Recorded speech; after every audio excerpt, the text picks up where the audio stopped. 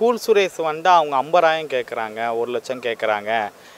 அவர் வந்து ஃபோன் பண்ணால் நான் சிங்கப்பூரில் இருக்கேன், இந்த ஃபாரின் கண்ட்ரியில் இருக்கேன், எனக்கு டிக்கெட் போட்டுட்டாங்க, காசெல்லாம் வேண்டாம், அதுவும் டிக்கெட் ஃபேர் பணத்தை எனக்கு கொடுத்துருங்க அப்படின்னு சொல்கிறாங்கன்னு ஒரு சில ப்ரொடியூசர்கிட்டே இருந்து ஒரு சில இது வருது. நான் சிங்கப்பூருக்கு போனேன்னா இல்லையான்றது நேற்று காலையில் ஏர்போர்ட்டுக்கு வந்தால் தெரிஞ்சிருக்கேன். நான் நல்லவன் வல்லவன் அப்படின்னு காட்டுறதுக்காக சொல்ல இந்த ஒரு தேனாம்பட்டன் எழுதியிருக்கா, சைதாப்பட்டன் எழுதியிருக்கா. ஏன் அப்படி வைத்தறிச்சலில் இருக்கிறீங்க? கோடி கணக்கில் போட்டு படம் எடுக்கிறது பெருசு இல்லை, பொய் சொல்லிட்டா இருக்கிறான். யார் பொய் சொல்கிறாங்களோ அவங்க உருப்புறதுக்கு வாய்ப்பே இல்லை.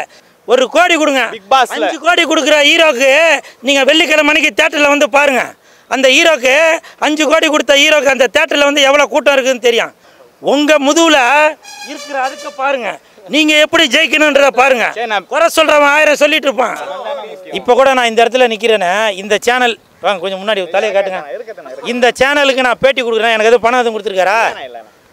உங்க மேல அன்புனால அன்புக்காக வரேன். அதுக்காக நீங்கள் எதனா கொடுத்தாக்க வேணான்னு சொல்ல மாட்டேன். எனக்கு பொண்டாட்டி பிள்ளைங்க இல்லையா, குழந்தைங்க இல்லையா, கரண்ட் பில்லு கட்ட வேணாம், வாடகை கட்ட வேணாம். இப்போ இந்த இடத்துக்கு வந்திருக்கேண்ணா, வண்டி தானாக வருமா? பெட்ரோல் போடணும். அவ்வளோதானே.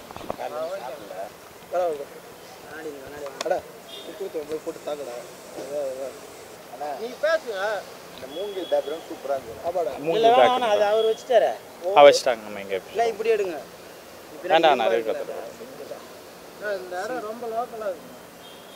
அப்படி வைங்க. செங்கல் கட்டியா செம. இங்கே வச்சிடலாம். ஆமாம், தமிழ்நாட்டில் கூல் சுரேஷ் என்பவர் யார்? தமிழ்நாட்டில் கூல் சுரேஷ் என்பவர் அவர் ஒரு சாதாரண மனிதர், மக்களை மகிழ்வித்து கொண்டிருப்பவர், உங்கள் வீட்டு பிள்ளை, இப்படி ஏகப்பட்ட பட்டங்களுக்கும் பதவிகளுக்கும் சொந்தக்காரர். என்னை வந்து பார்க்குறவங்க ஒரு ஒரு எப்படி ஒருத்தர் பார்க்குறாங்க, ஏய் நம்ம குமாரா, ஏய் நம்ம விஜய்டா, நம்ம பரமாடா அப்படின்னோம்ல. ஸோ அந்த மாதிரி ஏய் நம்ம கூல் சுரேஷ்ரா அப்படின்னு சொல்கிற மாதிரி தான் இந்த கூல் சுரேஷ் இருப்பேன். ஒரு நடிகராக தெரிய மாட்டேன். ஒரு என்னை பார்த்தாலே அப்படி ஒரு இதாக இருந்து என்ன தெளிவா என்ன அப்படி ஒரு ஜாலியாக தான் தெரியும். அது ஒரு ஃபன்னான டைப்பு. இப்போது காமனாகவே பார்த்தீங்கன்னா வந்து தியேட்டரில் வந்து வெறிச்சோடி இருக்குது. என்னன்னு கேட்டால் எங்கள் அண்ணன் கூல் சுரேஷ் வரலை, அதனால தான் மக்கள் எல்லாம் என்டர்டெயின்மெண்ட் கேட்குறாங்க. ஆமாம், படத்தில் காமெடி இருக்கோ இல்லையோ, தியேட்டருக்குள்ளே நீங்கள் போனால் அவ்வளோ காமெடி, அவ்வளோ எனர்ஜியாக வந்து உங்களை பார்க்கறக்கே ஆயிரக்கணக்கான கூட்டங்கள் வருது. இதை எப்படி நீங்கள் பார்க்குறீங்க? ப்ரமோஷனாக பார்க்குறீங்களா இல்லாட்டி ஜஸ்ட் ஃபார் இதாக பார்க்குறீங்களா? இல்லை, நீங்கள் சொல்கிறது உண்மை தான்.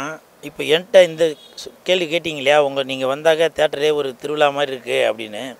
இதை வந்து பல தயாரிப்பாளர்கள்ட்ட நீங்கள் கேட்கணும், பல இயக்குநர்கள்ட்ட நீங்கள் கேட்கணும். கூல் சுரேஷுக்கு இவ்வளோ ஒரு மாஸ் இருக்குது, ஒரு கெத்து இருக்குது, இவ்வளோ ரசிகர்கள் பட்டாளம் இருக்குது. கூல் சுரேஷ் வந்து இன்றைக்கி தேட்டருக்கு வந்தாக்கா திருவிழா கோலம் மாதிரி இருக்குது.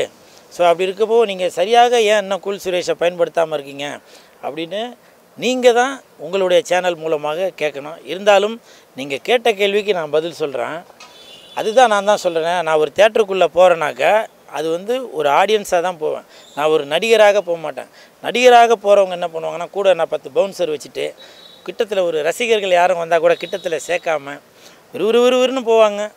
நேராக பால்கனியில் நின்று கை கட்டுவாங்க, திடீர்னு வந்துடுவாங்க. ஆனால் அவங்களுக்கு கட் அவுட்டு பேனர் எல்லாமே பக்காவாக இருக்கணும், எல்லாமே பண்ணணும். அண்ணா 100 பேர் வந்தாலும் எல்லாருக்கும் போட்டோ கொடுப்பாருண்ணா. அண்ணா எத்தனை பேர் வந்தாலும் ரசிகரே. சரி, நான் கேட்க நினச்சேன், இவ்வளோ பேர் இருக்காங்க, நான் 4 வந்தோடனே ஒரு 10-15 பேர் பின்னாடி வராங்க, கட்சி ஆரம்பித்தா யார் வருமானம் மாதிரி வரும்ல? இல்லை, ஆரம்பித்தா இல்லை, ஆரம்பிப்பதற்கான அடிக்கலம் போட்டாச்சு. புரியுதுங்களா? கட்சியோட பேர் சிஎஸ்கே. நான் எலெக்ஷன் அன்னைக்கு சிஎஸ்கே கட்சி ஆரம்பித்தாச்சு. அதற்கான வேலைகள் நடந்துகிட்ருக்கு. இப்போ டெல்லியில் தான் ரெஜிஸ்டர் பண்ணணும்னு சொல்லியிருக்காங்க. ஸோ அதுக்கான ப்ராசஸ் போயிட்டுருக்கு. இதற்கான அறிவிப்பு வந்து நான் ஓட்டு போட்ட அன்னைக்கே நான் அறிவிச்சிட்டேன். ஸோ அதனால் கண்டிப்பாக சிஎஸ்கே கட்சி உருவாவது நிச்சயம். அந்த கட்சி வந்து நம்ம விஜய் சார், தமிழக வெற்றி கழகம், போட்டிலாம் இல்லை, அவர் என்னுடைய அண்ணன். தமிழக வெற்றி கழகம் விஜய் சார் கூட இணைந்து பணியாற்றும். ஒருவேளை விஜய் சார் வந்து இல்லை இப்போ சிஎஸ்கே கட்சி, கூல் சுரேஷ் கட்சி நம்ம கூட இணைந்து பணியாற்ற வேண்டாம் அப்படின்னு சொன்னாக்க, நான் வெளியில் இருந்து அந்த தமிழக வெற்றி கழகத்திற்கு விஜய் சாருக்கு நான் ஆதரவு கொடுத்துட்டு தான் இருப்பேன். இப்போவும் சொல்கிறேன், நான் ஏதோ ஆதங்கத்தில் சொல்கிறேன்னு இல்லை. நான் அந்த கட்சியோடு சேர்ந்து பயணித்தால் அது வந்து அவங்களுக்கு ப்ளஸ்ஸு தான். ஒரு அப்படி அவங்க என்ன வேண்டாம் என்று புறக்கணித்து விட்டால் அது எனக்கு ப்ளஸ்ஸு தான். நேற்று கூட கட்சி விஷயமா சிங்கப்பூர் போயிட்டு சரிண்ணா, எங்களுக்குள்ள ஒரு ஆதங்கம் என்னன்னா, நல்ல ஆக்டர் ஃபஸ்ட்லேருந்தே ஒரு நல்ல நடிகர், அந்த ஆக்டர் எதுக்கு வந்து கோமாளித்தனமான ஒரு செயலில் ஈடுபடணும்? ஒரு ஜென்யூனான ஆக்டருக்கு இப்படிலாம் பண்ணாரா மக்கள் பார்க்குறாங்க, சிரிக்கிறாங்க, உங்கள் ஃபேன்ஸ் அந்த ஃபேன்ஸ் மக்கள்கிட்டே கேட்டால் அவர் ஒரு கோமாளிங்க, ஏதாவது ஒன்று பண்ணுவாருங்க, காமெடியாக இருக்குங்க அப்படின்னு பார்வையராக இருக்குது. கூல் சுரேஷ் ஒரு நல்ல ஆக்டருங்க, ஒரு நல்ல ஒரு கேரக்டர் ரோலுங்க, அவர்கிட்ட கேரக்டரை கொடுத்தா அப்படி இருக்குங்க அப்படின்னு சொல்லக்கூடிய ஐடியாஸ் எப்போ வரும்? கோமாளி அப்படின்னு ரொம்ப ஈஸியாக சொல்லிட்டு போயிட்டீங்க. ஒரு கோமாளி அந்த மக்களை சிரிக்க வைப்பதற்காக எவ்வளவு கஷ்டங்கள் நஷ்டங்கள் எல்லாத்தையும் மனசில் போட்டு புதைத்து கொண்டு அதை வந்து மக்களை மகிழ்விக்கணும் அப்படின்ற ஒரு எண்ணத்தில் எவ்வளவுலாம் கஷ்டப்பட்டு அவர் தலைகீழ நிற்பார். கோமாளின்னு ஈஸியாக சொல்லிட்டீங்களே. அந்த காலத்தில் சிவாஜி சார் ஒரு படத்தில் கோமாளி வேஷம் போட்டு நடிச்சிருப்பார், ராஜபாட் ரங்கதுரைன்னு நினைக்கிறேன். அது நான் சிரிக்கிறேன் சிரிப்பு வல்ல அப்படின்னு. அதே மாதிரி ஒரு 10 விதமான கெட்டப் போட்டிருப்பார் தசாவதாரம் படத்தில் கமல் சார். அது கோமாளித்தனமா? அப்புறம் நடிகர்னா அப்போ என்ன தான் பண்ணணும் சொல்லுங்கள்? நடிகர்னாக்கா வந்துடும் ஹாய் அப்படின்னு சொல்லிவிட்டு ஸ்டேஜில் ஃபோட்டோவுக்கு போஸ்ட் கொடுத்துட்டு ஹீரோயின் பக்கத்தில் உட்கார வைப்பீங்க, பார்த்துட்டு அப்படி ஸ்க்ரீனிங்கில் நான் சொல்கிறது உள்ளே இருந்தாலும் வெளியில் இருந்தாலும் அந்த படத்தை வெளிக்கொண்டு வர்றதுக்காக நான் கோமாளித்தனம் போட்டாலும் சரி, குரங்குத்தனம் பண்ணாலும் சரி, குட்டிக்கரணம் அடித்தாலும் சரி, அந்த படம் ப்ரமோஷனுக்காக பண்ணுறது தான். அது எதுக்கு பண்ணணும்னு கேட்குறேன். ஒரு படம் ப்ரொடியூசர் இருக்காங்க, அந்த ஹீரோ இருக்காங்க, ஆக்ட் பண்ணுறவங்க இருக்காங்க, நீங்கள் எதுக்கு ஹூஇஸ் அந்த படத்தில் கேரக்டர் ரோல் கூட தரலை, நீங்கள் எதுக்கு இப்போ படத்தை வந்து வாலண்டரியாக வந்து நான் ப்ரமோஷன் பண்ணி தரேன், எல்லோரும் எனக்கு பார்த்து பண்ணுங்கன்னு என்ன ரீசனால் சொல்லுங்கள்? என்ன ரீசன் அப்படின்னாக்கா, நான் காதலிப்பது சினிமாவை, இதுதான் காதல் என்பது. இப்போ வந்து ஒரு சாமி, இப்போ நீங்கள் என்கிட்ட கேட்டீங்க இல்லையா, எதுக்கு நீங்களே போய் பண்ணுறீங்க அப்படின்னு.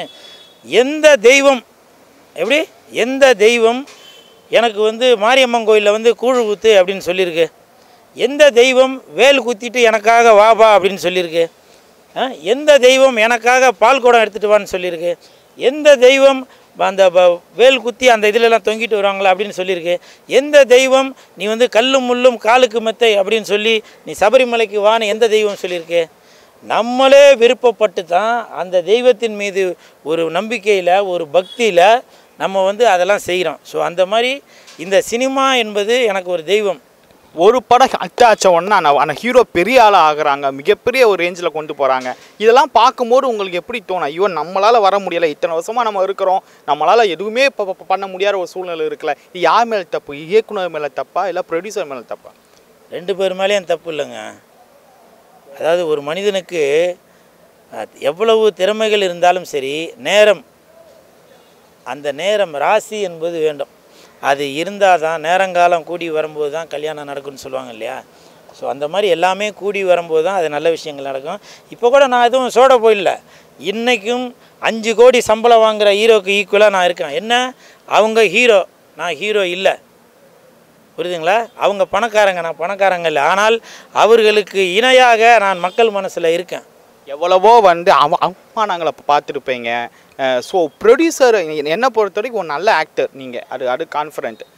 ப்ரொடியூசர் கிட்டக்க என்ன சொல்கிறாங்க? ப்ரொடியூசர்கிட்ட சான்ஸ் கேட்க வரும்போது ஒரு ஆஃபீஸில் எனக்கு ஒரு ஆக்ட் பண்ண சான்ஸ் தாங்க சார் அப்படின்னு கேட்கும்போது ப்ரொடியூசர் தரப்புலன்னு என்ன சொல்கிறாங்க? தயாரிப்பாளர் தரப்புலேருந்து என்ன சொல்கிறாங்கன்னா, இப்போ தயாரிப்பாளர் பணம் போடுவது மட்டும்தான். இந்த கேரக்டருக்கு கூல் சுரேஷை யூஸ் பண்ணுங்க அப்படின்னு சொல்லும்போது அந்த இயக்குனர் என்ன பண்ணுறாங்கன்னா, அவங்க ஒரு இமேஜினேஷனில் வச்சுருப்பாங்க, இந்த கேரக்டருக்கு இவங்க இருந்தால் நல்லாயிருக்கும் அப்படின்னு ஒரு இது வச்சுருப்பாங்க. இந்த கேரக்டருக்கு நம்ம கூடவே ரொம்ப நாளாக ட்ராவல் பண்ணிகிட்ருக்கான் அந்த தம்பி, அவரை பயன்படுத்துவான். ஸோ இப்படி சில விஷயங்கள்லாம் இருக்குது.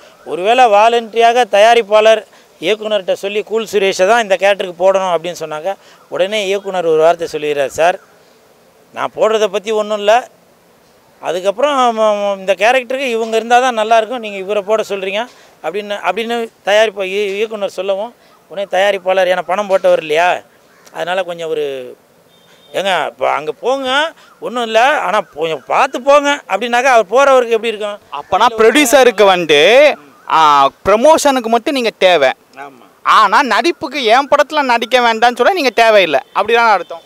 உண்மை அதுதான். ஒவ்வொரு இயக்குநர்களுக்கும் அவங்க ஒரு கதையை உருவாக்கும் போதே இந்த கேரக்டருக்கு இவங்க இருந்தால் நல்லாயிருக்கும், அவங்க இருந்தால் நல்லாயிருக்கும்னு நினைக்கிறாங்க. ஆனால் அவர்களுக்கும் ஆசை தான் கூல் சுரேஷ் இந்த கேரக்டருக்கு பயன்படுத்தும் அப்படின்னு. அது ஏனோ மனிதனுக்கு அந்த நேரம் அப்படின்றது இன்னும் அமையாதால. லாஸ்ட் ஒரு கொஸ்டின், இப்போ சமீபத்தில் வந்து ப்ரமோஷன்ஸ் எல்லாமே பிக்காக போயிட்டு இருக்குது. ஆனால் ஒரு சில கூல் சுரேஷ் வந்து அவங்க 50,000 கேட்குறாங்க, 1,00,000 கேட்குறாங்க. அவர் வந்து ஃபோன் பண்ணால் நான் சிங்கப்பூரில் இருக்கேன், இந்த ஃபாரின் கண்ட்ரியில் இருக்கேன், எனக்கு டிக்கெட் போட்டுட்டாங்க, காசெல்லாம் வேண்டாம், அதுவும் டிக்கெட் ஃபேர் பணத்தை எனக்கு கொடுத்துருங்க அப்படின்னு சொல்கிறாங்கன்னு ஒரு சில ப்ரொடியூசர்கிட்ட இருந்து ஒரு சில இது வருது. ஸோ இதை பற்றி உங்களோட போற்றுவார் போற்றி கொண்டு தான் இருப்பார், தூற்றுவார் தூற்றி கொண்டு தான் இருப்பார். நான் சிங்கப்பூருக்கு போனேன்னா இல்லையான்றது நேற்று காலையில் ஏர்போர்ட்டுக்கு வந்தால் தெரிஞ்சிருக்கோம். இதுக்காக உங்களை நம்ப வைக்கிறதுக்காக நான் டிக்கெட் எடுத்து காட்ட முடியுமா? இல்லை, இப்போ நீங்கள் கேட்டுட்டீங்க, இதுக்காக ஃபோனை கொடுப்பா. நீங்கள் கேட்டுட்டீங்க, நான் அதுக்காக ஒரு ஆதாரத்தை காட்டணும்ல. ஏன்னா சொல்கிறவங்க 1000 சொல்லுவாங்க, புரியுதுங்களா? ஒரு குழந்தைய பெற்றுக்கிறவங்களுக்கு தான் தெரியும் அதோட வலி என்னன்றது, அந்த குழந்தைய வளர்க்குறவங்களுக்கு தான் தெரியும் அவங்க அதோட வலி என்ன அப்படின்றது. சொல்கிறவங்க ஈஸியாக சொல்லிடுவாங்க, அவர் வந்து ஏதோ சொல்லிட்டு போகிறாரு போலப்பா அப்படின்னு. நான் இப்போ கூட சொல்கிறேன், இது வந்து ஏதோ ஆதாரத்தை காட்டி நான் நல்லவன் வல்லவன் அப்படின்னு காட்டுறதுக்காக சொல்கிறேன். ஒரு ஆதங்கம் தான். இருப்பா.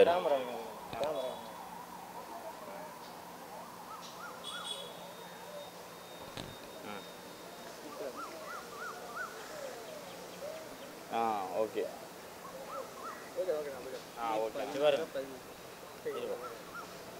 என் பேரா? இது எந்த ஊர்? சிங்கப்பூர். எந்த ஊர்? தேனாம்பேட்டைன்னு எழுதியிருக்கா, சைதாப்பேட்டைன்னு எழுதியிருக்கா? ஏன் அப்படி வைத்தறிச்சலில் இருக்கிறீங்க? கோடி கணக்கில் போட்டு படம் எடுக்கிறது பெருசு இல்லை, பொய் சொல்லிட்டா இருக்கிறான். யார் பொய் சொல்கிறாங்களோ அவங்க உருப்புறதுக்கு வாய்ப்பே இல்லை. இன்றைக்கி கூல் சுரேஷ் இவ்வளோ வந்து ஒரு ரசிகர்கள் மத்தியில் இருக்குன்னா அதுக்கு என்ன காரணம்? உண்மை நேர்மை உழைப்பு தான். நீங்கள் 1000 ரூபா கொடுத்தாலும் அதுக்கு ஒருத்தானவன் தான். 50,000 கொடுக்குறீங்களா, 1,00,000 கொடுக்குறீங்களா, 1 கோடி கொடுங்க சார், 1 கோடி கொடுங்க. 5 கோடி கொடுக்குற ஹீரோக்கு நீங்கள் வெள்ளிக்கிழமை மணிக்கு தேட்டரில் வந்து பாருங்கள்.